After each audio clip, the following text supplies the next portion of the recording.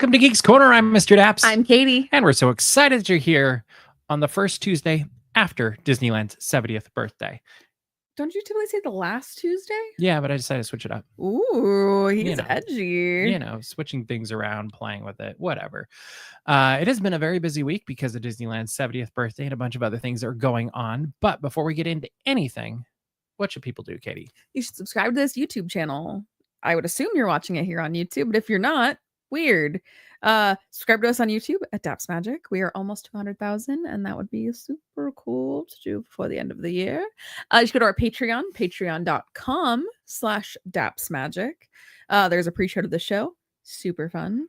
That you should share this video. Share it with someone you love. If you hate it, share it with someone you can't stand. I don't know. Maybe it's for them. And comment. And yes, please say hi to Tiana. She's so cute. And at the end of the show, we will respond to any questions you put in the comments. That makes sense, I guess.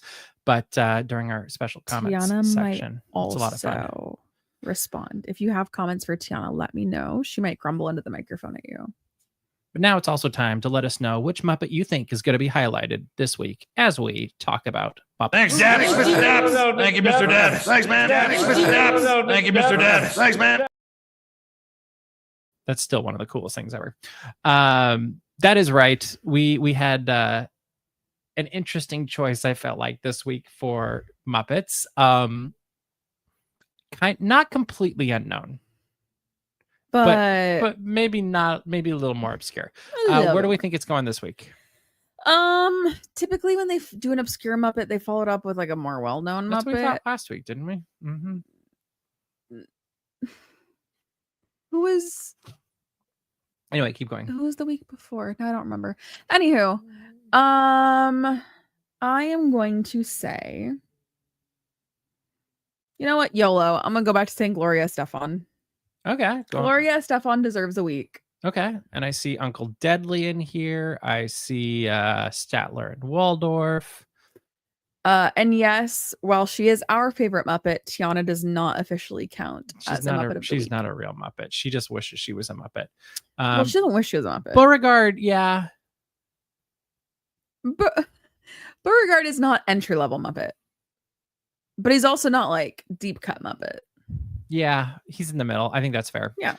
I'm gonna keep hoping for Bobo, but the problem is Bobo's kind of mid-level too. No, really? Bobo was in Muppets ABC. Okay. For all 10 people that watch that. Anyway, keep going. Whoa. I liked it. Like, especially towards the end of the season. I wish it'd gotten a second season because I think it really got its stride in the end of the first season. Once they switched show runners, it worked. And anyway, I think if you were in Muppets ABC, you are not a mid-level Muppet. Yeah, honestly, Darren Criss should be Muppet of the Week because Darren Criss is in Muppets Haunted Mansion, and Darren Criss just won a Tony. There you go. So say no more. Not like just won a Tony, but like recently. Yeah. Okay. Within the last calendar year. Therefore, imagine if like they allowed guest stars to be like Muppet of the Week. Like maybe that's what you do after the 70. Like once who was the like you follow it up and then the gimmick can keep going. There's like one Muppet Show guest that I'm thinking of that I just Steve Martin. No. Oh. Girl Steve Martin. But does he have a Dapsy? I feel like I've made Darren Criss get a Dapsy. I could be wrong. I can't remember. I think we gave him a Dapsy the year that I found out he's in Star Tour somewhere. But I could be wrong. It wasn't Muppets Haunted Mansion. Also may have been Muppets Haunted Mansion. It was like I would have gone with Muppets Haunted Mansion if I had to make a guess. But I don't know.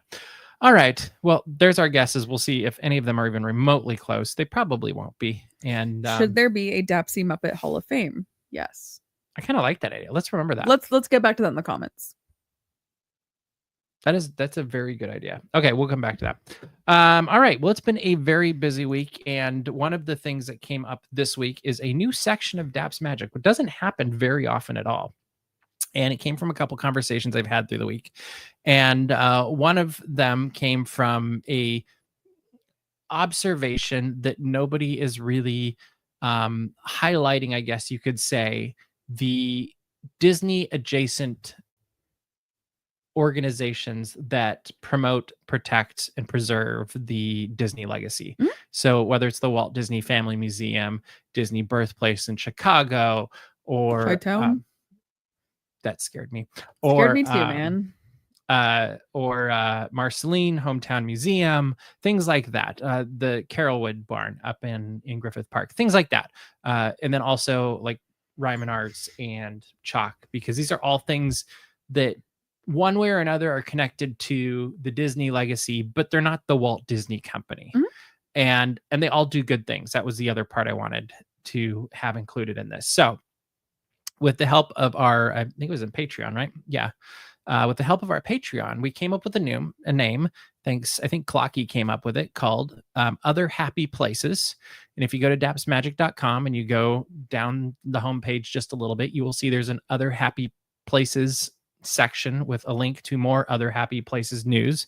And you can go check out everything that's happening as much as we can keep up with at these Other Happy Places that are the Walt Disney Company adjacent. And hopefully this is something that will help these, because a lot of them are nonprofits. In fact, I think all of them are. And hopefully it will also help Disney fans to connect with these parts of the legacy. Because when you think about it, a lot of these are connected to different points in his life, whether it's where he was born, where he grew up, where he came to. You know, the Carolwood Barn kind of is just, you think of his, I don't know, his Hollywood years, you could almost say. And then the Family Museum, obviously up in San Francisco, is all of his life that really encompasses all of them. But the more we can get this out there and share it with people, hopefully the more of an impact it can have that's a positive impact on the Disney legacy, the Disney community, and all of that fun stuff. Is there anything else you want to say about it? No, I think it's great. Okay, yeah, that's good. Okay. Let's talk about something else then. Walt Disney World, first time in 9 years, I think, has a nighttime parade. Wow. And this is the Disney Starlight Parade. And what do you think of this parade? First of all, I think that the worst thing they could have done was share the name of the Taylor Swift song. I'm so sorry. Like, listen, I've said this before. I've said it a million times. You say Starlight, I'm going to think Starlight. Maybe by that's Taylor intentional. Swift. Like we made a starlight. Do you think they did that intentionally? No. They're like, oh, we can get the SEO of Starlight, so Taylor Swift fans will come see our parade. One of Taylor Swift's lesser known songs. Okay. Even though one time we heard it in Miami. Not like when her playing it. We just heard it in like a random like Chili's-esque restaurant. There you go. But I think this looks great. I think the music's fun. Do I think it's Paint the Night? No,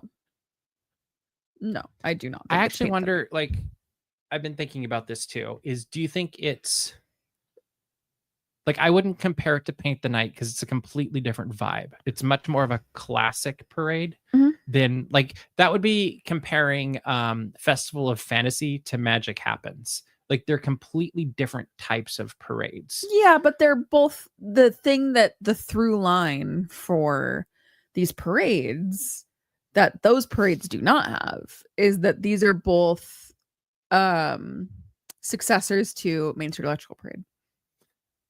Fair. And they just go in two different directions. But I think that's where I would say is don't compare it to Paint the Night. I would compare it to Dreamlights. They're sisters, not twins. They're sisters, not twins. I would almost say like they're cousins. Yeah, I would actually say it's a closer comparison to Dreamlights. They're Tiana and Indiana cousins. That was Dreamlights. Yeah, I agree. I think Dreamlights is bigger and grander, and I think there's more of a through line, because the thing I noticed is I loved the opening. Like, because it does directly connect to Main Street Electrical Parade, which is kind of what they're doing with all these nighttime I was like, parades. Paint does too, though. Yeah, that's what I'm saying. They're doing it for all the parades. Gotcha. And then it goes into the new theme, and it's this gorgeous orchestral score at the beginning. And then I felt like the one thing I would have switched with the music in particular is I would have kept that a little bit more prominent as it intertwined with the specific themes for each float. Just because I felt like the main theme kind of got lost and the music got a little bit, like, it didn't seem as powerful as it could have been during the parade. And that's just me nitpicking it a little bit. I thought the floats are gorgeous. Like, I think Disney's once again showing how it knows how to make nighttime floats. Yeah. I thought the characters on the floats are very easy to see, which is a huge win. And they don't have antenna.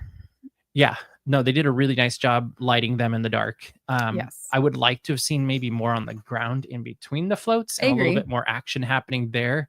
I also personally almost wanted more length. It's short. Like it's about 12 to 14 minutes long, and which might be perfect too, because you're doing a parade, fireworks, and a parade all in the space of It's true. 9, 10, and then 11 o'clock. And I actually agree. I think Spectrum Magic was a more magical parade.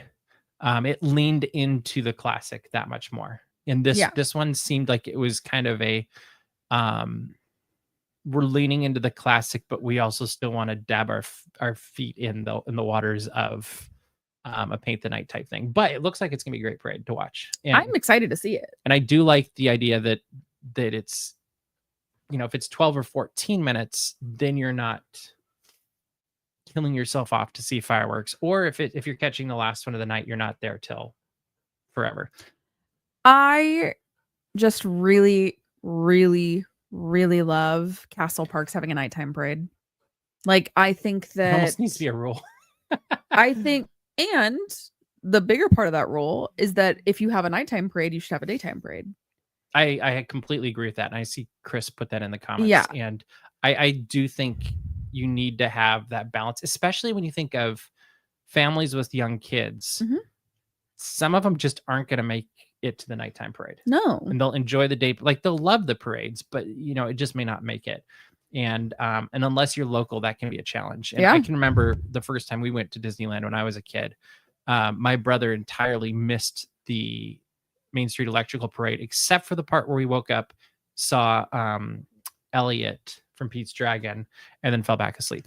And I think he might have been like, I vaguely remember him being scared of the dragon. But and see, my version of that is there's a nighttime parade that was running when I was like 2-ish, 3-ish. It was not EP because EP closed when I was a month old.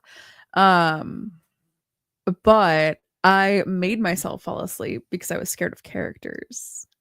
There you go. True story. Anyway, it looks like it's a fun parade. It'll be fun to see. I would love to see a nighttime parade at Disneyland Paris now that came up. Yeah. Because I think that would be awesome. I mean, same for Hong Kong but and it Shanghai. had Paint the Night in Shanghai needs it also. We also got concept art today for a new section of Disney's Hollywood Studios. I second guess myself because That's fair. Apostrophe S. Yes, It gets iffy. It does. It's called the Magic of Disney Animation, and this is what it looks like. The whole area. This is taking over Launch Bay, and it's kind of a hodgepodge area right now. Like, when you go back there, It's a catch-all. Yeah, it doesn't have a lot of purpose or direction, and I feel like this really does bring in direction. And it brings in the animation, or the Sorcerer Mickey hat. I was thinking the animation building hat also, same thing. Mhm. And there's gonna be experiences that are very it kind of reminds me of what we do with our animation building. Mhm. Like, very much so. Like, I'm like, oh, so you're kind of taking our Hollywood Boulevard and putting it over there a little bit. What do you think of this concept, this idea? The sorcerer hat doesn't die, it just reinvents itself. I love that. I have seen a lot of people very nostalgic for when the sorcerer hat existed at Hollywood Studios. And while it was magical, yes, it also took up the entire entry view of Hollywood Studios. So that was all you saw. So I think this is a great way to have it. I think that the thing that Hollywood Studios does really well is, like, the Pixar area feels like Pixar in Emeryville. Mhm. This, to me, feels like studios. Mhm. Especially because there's this detail, if you want to go back to the previous concept art that you just had up, right there at the front. Yep. That looks like the drive-in entrance. The garden area is essentially the security gates for when you get to the studios at Burbank. Well, and honestly, that's a much better way to draw you back into, because instead of seeing the big marquee sign that's there currently, that really you don't see past it super well. No. This instead beckons you in. You're like, oh, look, Sorcerer Mickey hat. Let's go see what's there. I think it's a good way to draw people in, and it also continues the legacy, which seems to be something they're really leaning into right now too. Is they're continuing the legacy of moving towards the future while not forgetting the past. Yeah. And so we're getting a lot of new things in the parks here and over in Florida. And while we're getting, an expansion of Avengers Campus, or we're getting, a Coco attraction, things like that, we're also recognizing that Disneyland is really the foundation of that is Walt Disney. And so they've created a foundational experience that you can come in and see Walt Disney and, hear him speak in his own words, some thoughts. And I think it's nice that they're holding on to that foundation while really, what is the word they use? Turbocharging into the future. And yes, I think it's something like that. Yes, they're turbocharging the segment. Yes, but I think this is a great way to really connect to that past and really like learn how to draw, go see characters. Like it makes sense to have Disney characters there. Like very much so. I think it's brilliant idea. I'm super stoked on this. I am a very big fan of getting rid of Launch Bay anywhere. Okay. So sorry. I'm not sorry, Disneyland, actually. I'm not sorry. I'm going to stick by that, actually. And yes, I've had great memories at Launch Bay in Hollywood Studios. I have some really fun pictures of some stormtroopers interrogating me. But we have Galaxy's Edge now. Like you don't need... And as we get further and further away from being time locked and landlocked with Galaxy's Edge, there's less and less of a reason to have. I also think that like there's going to be is there a Disney Junior area that I saw, or is that there's something going on for So we're also not getting rid of that area, which was kind of like it's modifying it. Yeah, like the 2 to 6 or 2 to 7 age demo. That's not going away, which is also exciting. Launch Bay is no longer needed. Well, and the whole thing, like I think it said it in the Disney Parks blog or the press release, I don't remember which one, but they said the focus really is for families and young families. Like they're really recognizing Hollywood Studios can always use more for the young ones. Always. Like Toy Story Land is great, but they're not necessarily going to go yet on Slinky Dog, Tower of Terror, or Rock and Roller Coaster featuring the Muppets. Yes, like they need to balance, or even the new Monsters Inc. coaster. Yeah, like, they need to balance out these adult thrill attractions, family thrill attractions, whatever you want to call them, with things that the younger parts of the family can enjoy as well, and all together, hopefully. I also think both times that Launch Bay has existed, it has been kind of sad to the people that knew what it once was. So like at Hollywood Studios, that was previously part of the animation tour. Yes. Okay, I think so. I was like, am I wrong? I only did it once. Mikey, am I wrong? So then having Launch Bay there, and for us, we had House of the Future, first America Sing, first Carousel, then America Sings, then Interventions. There was a lot of things that were better. Yeah. And I love Interventions like a lot. And the Dream House or the Smart House or Dream House or whatever it was called. It was basically Monsanto House of the Future, but it like was an Interventions. But in a circle. But when that building used to spin, man, and you had the Martin Short was that Martin Short animatronic? No. Tom Morrow? No, it was Nathan Lane. Nathan Lane, that's who it was. I was like, somebody. I got nostalgic when I saw the Interventions like wraparound mural at Opera House. I was like, wow, take me back to God's country. Like, good stuff, man. Good stuff. Everyone. Correct. Even Interventions at the end. Yep. Anyway, it'll be fun to see this come together, and it's quick. Like they're saying 2026. That's so crazy. I'm like, excited. It could be, who knows? It'll be soon. It'll be fun. We also learned, coming back to our coast, they teased, but we know who they are. Like if you look at the tease, you know who they are. 2 villains for Oogie Boogie. Not 2 brothers, 2 villains. They are not brothers. They are not brothers. But from the teases, who are they? Maleficent Mm-hmm. and Syndrome. And Syndrome, which we presume will be back in Pixar Pier. What do you think of these? I'm scared of Syndrome. If Also, I presume, I mean, I could be wrong, but we don't know if this is face. I would assume. I would too, but I don't know. Like it could be very interesting, which I don't think anybody's ever seen that before. No. So they're usually face. Yeah. Because they interact. And I think the only time Syndrome's been a character, period, was in a Disney on Ice show. So this would be like, to me, this is the big thing. And my wonder, the long line with Maleficent, is how is she going to come back in a way that is different from what we have previously seen? Because we've seen it with like Hades. Like Hades. So here's my theory. Okay. Him with a theory. Live action. Oh, scary cheekbones. Mm-hmm. Oh no. Oh no. Okay, you don't have to go, I guess. I don't know. I'm sorry. I just think I could be wrong. Like it could know. It could be Maleficent that was here before, but and they didn't say new characters necessarily. They just said 2 villains that are coming. So there's a very good chance that it could be, who knows. Excuse me. But no, it'll be interesting. I think Ernesto de la Cruz is amazing. Ernesto de la Cruz is one of the best parts, especially when he starts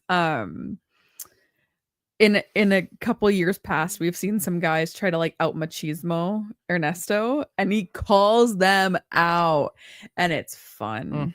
It is very good. Yeah, it's one of the best. If there was a dragon, I'm so sorry. If there was a dragon just walking around, I'd be terrified. There you go. I'd say, get back where you came from. There you go. Or so help me. All right, this week, moving away from Disney, just for a minute. Ted Lasso.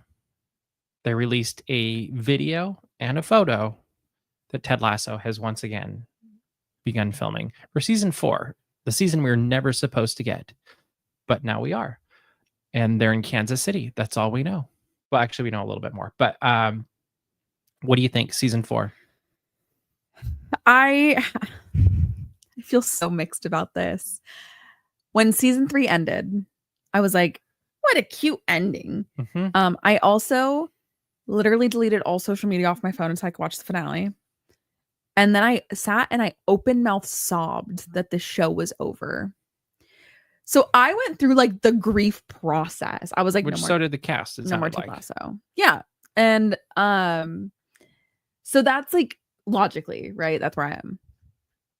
And then I watched that like promo that Apple put out.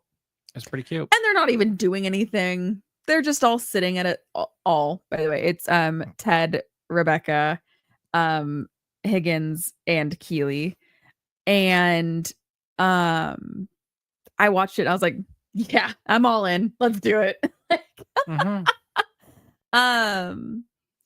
Because Ted Lasso like is one of my favorite shows for sure. Well, I don't think they would do it if they didn't have a good idea of where this season was going to go, or maybe even more. Like for all we know, there's another 3-season story arc that they have in mind. Because Jason Sudeikis was very clear that it wasn't happening unless there's a reason to. Yes. And so I like my big question mark that we'll probably have answered fairly quickly is what is that in who has the internal conflict that's being overcome? Like what is that main thing that's going to be the catalyst for this? And because there was clearly a plot line in the first 3 seasons that you could follow along.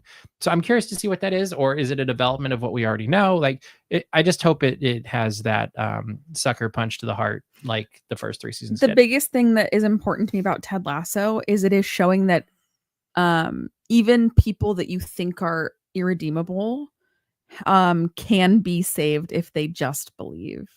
And that sounds so cheesy. Sounds like that Christmas show. But literally, if you followed along, I'm not going to spoil anything, but if you followed along Ted Lasso, if you never watched Ted Lasso, I recommend you start it. If you have watched it, you know about the character arc from season 2 to 3. When you go back and watch it, you're like, oh, there was seeds in season 1 too. That was like, everybody was like, no, there's no way it can be done. And by the end of it, you're like, oh, this is just a person that got really caught up and they made bad decisions. And if you haven't watched it yet, all you have to do is when you upgrade your iPhone, use your free Apple TV. You get your free Apple TV for a month or whatever it is, and just binge watch it. You'll be glad you did. It's fun. It's positive. It's funny. It is very good. I love it. It's a solid show, which is why it's on the show tonight. All right, finally, we don't know if this is going to be a solid show or not, but we would be remiss if we did not talk about Tron Aries. There's a new trailer. We got to learn more about the plot and the backstory of Tron Aries. And what did you think of this new trailer? Because I had an immediate thought when I saw it. So I think... Here's what I have to say. I think I summed it up really well when I first watched the trailer. Okay. Within the first minute, I went, this is set up like a weird horror movie. Because it's like, oh, the tech CEO is too big for his britches. I cannot fail. Look at this perfect AI thing. It does play to the wooden persona.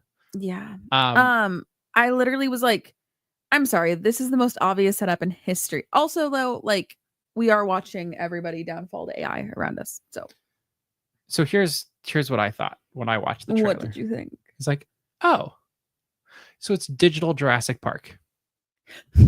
Like, literally, I was listening to them talk, and I'm like, or Jurassic World, like, whatever. It's the whole, like, oh, we have this thing we can do with science that we probably shouldn't mess with. But we're going to, and it's bringing something to life that you probably shouldn't bring to life. It's also the whole MCU super soldier thing. Yeah. Like, oh, we're going to make this unstoppable.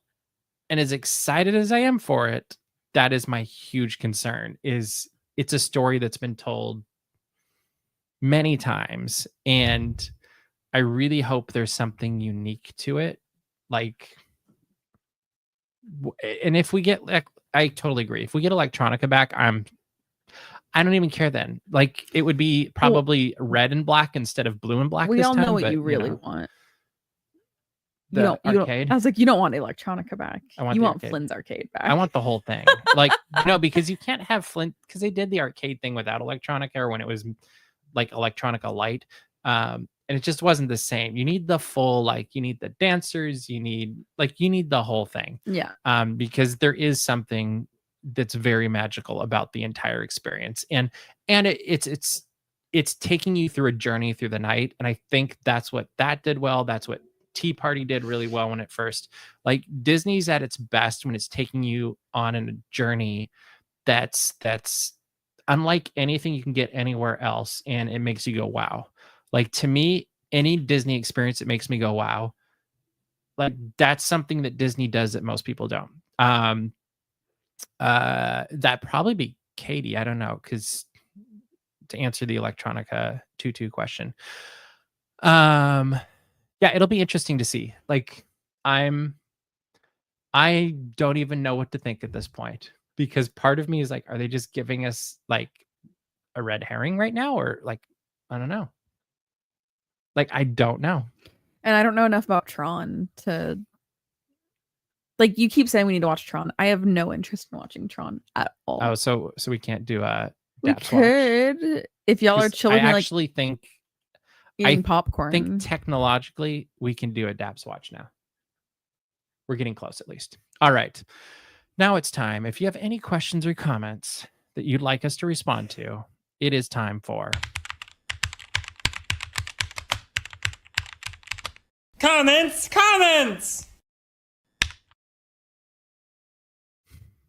I still like the little Same. at the end. Like that's my favorite part.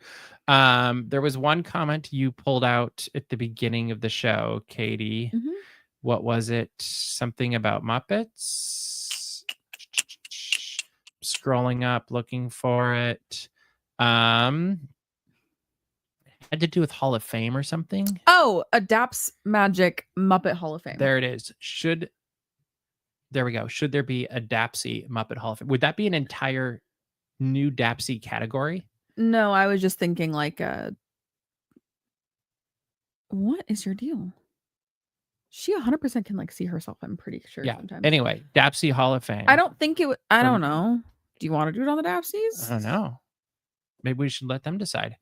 Near Hollywood Studios, with the removal of the archway, do you think they'll clean up the ramp and steps nearby? I Absolutely. sure hope so. I feel like they have to. I actually think it opens things up a lot more so that you can clear that area out a little bit more. It'll be interesting to see what exactly they do clear out or keep. Like that would make. Yes. So I will say Tiana has read all of your guys' fan mail. Princess. She's read all of your fan mail and she says thank you. And she says that she is the Daps Magic Muppet in the Hall of Fame. There you go. I love you, old lady. Okay, there you go. Go back to sleeping. Yes, she is the Muppet Hall of Fame. Okay, bye, Tiana. But like, who do you think the Muppets Hall of Fame would be? Well, that would be what the Dapsies are for. Oh, I would just like say, well, I know you'd put like Kermit. Well, it depends which the categories were. Like if it's just a Hall of Fame where we pick one a year, that's an easy thing. Scooter. But Chicago. Like it would depend on how we play that out. I think that's it's not a bad idea. We could take nominations as it gets closer to the Dapsies, and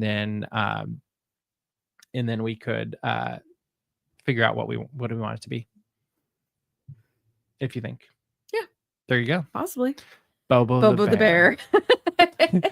He would be in the Dapsies Hall of Fame because he didn't get chosen to be honored during the 70th Hall of Fame episode with categories. Oh, and so instead of Dapsies, do like a Daps Hall of Fame? Is that what we're saying? Yeah.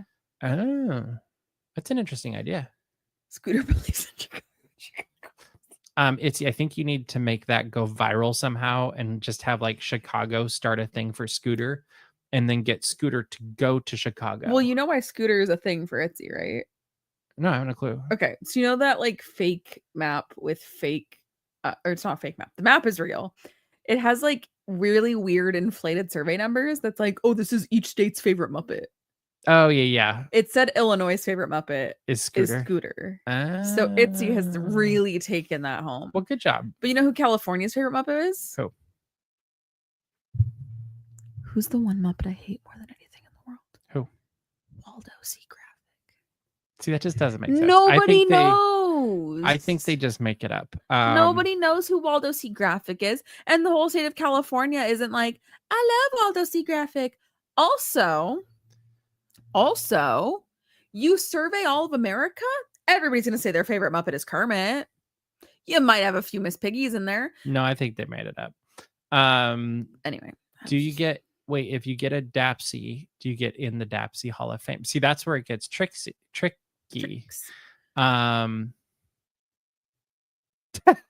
Oh, Chris is going to explain for us. Thank you. My God, I can't wait. So Clocky says, yes, if you get a Dapsy, you're in the Dapsy Hall of Fame, which would make sense to me. And I think we have, honestly, I think we have lists everywhere of every year's Dapsy. Other than maybe the first year, because I think we didn't actually digitize. I think we literally made the Dapsies and gave them. That might have been for a couple of years. I don't know. Because it used to be, I'm going to save that for Patreon, how the Dapsies worked originally. Yeah, I also am going to save for Patreon the fact that I don't think any other list is out there. The original lists? Yeah, I have old lists. Okay. Yeah. Anywho, yeah, the Dapsies are very serious business. We cannot disclose the Academy process. We can how the old ones went, but just not here. Patreon. There we go. Patreon.com/Daps Magic. According to Clocky rules, yeah. There you go. Which means I feel like we need to make a Dapsy Hall of Fame page on the site. I'm also in the That'd Hall be of pretty Fame. cool. And also, I am not then. No. And also, okay. That's true. Yeah. You know who else is in the Hall of Fame? And I just want to say this, and maybe we'll clip this out and send it to them or something. This year at the Dapsies, we gave a Dapsy to our friends Melinda and Adam. Mm-hmm. And this year, Melinda and Adam got engaged. So I'm not saying that being in the Dapsy Hall of Fame finds you true love, but like literally right here. It moves things along. What was their Dapsy? It was the Madam Award because Melinda and Adam, Madam. Anyway, I just want to say that like there we go. All right. If you want us to be part of your proposal, we will say no. But thanks for thinking. I think we'd help. I think it'd be great. That'd be hilarious. Can you imagine somebody doing a proposal through Geeks or Geeks Corner? Like, I think that's hilarious. If you want Tiana to say it, that's like an extra charge, though. Her cameo prices are insane, right? And if you want us to write music, that's a little bit more too. All right, Katie, we're running out of time. What should people do? Just go to dapsmagic.com, check out all the Disney and geek news as it happens. You should subscribe to our mailing list so you don't miss any of it. And also go to patreon.com/dapsmagic, where you would be allowed to find out the secrets of the Dapsies. Maybe we'll do that on the pre-show next week. So remind us, Bailey. Also, make sure to subscribe to our YouTube channel. We've got a ton of videos going up still from Japan because I have a bunch more of those. I think the next one actually might be Dreamlights. We will see. I think that is it. Yeah. But anyway, we are putting up a lot of fun stuff and hopefully you're enjoying it. But that is all the time we have for you this week. So we will see you around the corner. Bye.